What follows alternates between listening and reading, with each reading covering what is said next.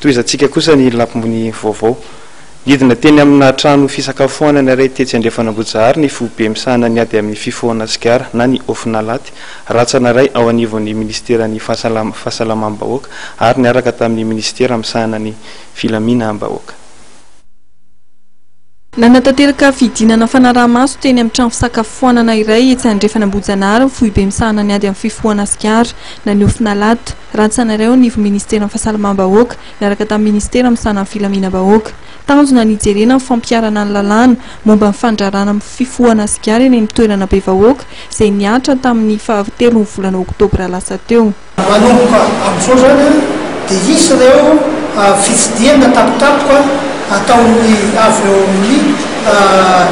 ministera sécurité publique sy ny eo amin'ny ministère santé ambony toerana fisakafoanana izay tsy azo mifohana sigara. Nilaza ny andrainy andraiky ny polisy nasionala amin'ny fampiarana ny lalàna amin'ny finy tsy fahazona mifoka sigara eny amin'ny toerana be vahoaka. Izy ny fidinana tsy ara-potoana ho toto-saina eo amin'ireo toerana fisakafoanana. Zana hoe sensibiliser nareo zany mahafantatra izy ary nampiatra n'ilay biby tondrana dia misaorana moa zany nareo voalohany nampiatra anazy fa raha manaraka an'izay dia aporisihana hitohy amin'izay fanajana ny lalàna izay misy izay ary indrindra ho an'ireo ataontsika hoe tonga mampiasa ny toerana tony na isakafo na isotro zany dia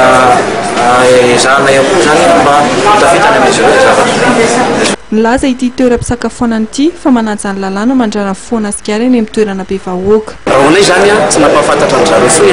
amin'ny ankapobeny zany dia efa mahafantatra tsara ireo izay lalàna misy eto amin'ny firenentsika izay dia momba ny tsy fifohana sigara dia nanaja an'izay izy ireo izahay koa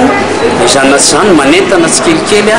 eny anelanelany ihany satria io le tonga amin'ny fitenenana hoe change ray losa tsy lozan'izay amarary dia misy ihany zany ny tsy kelikely fa misy kosa zany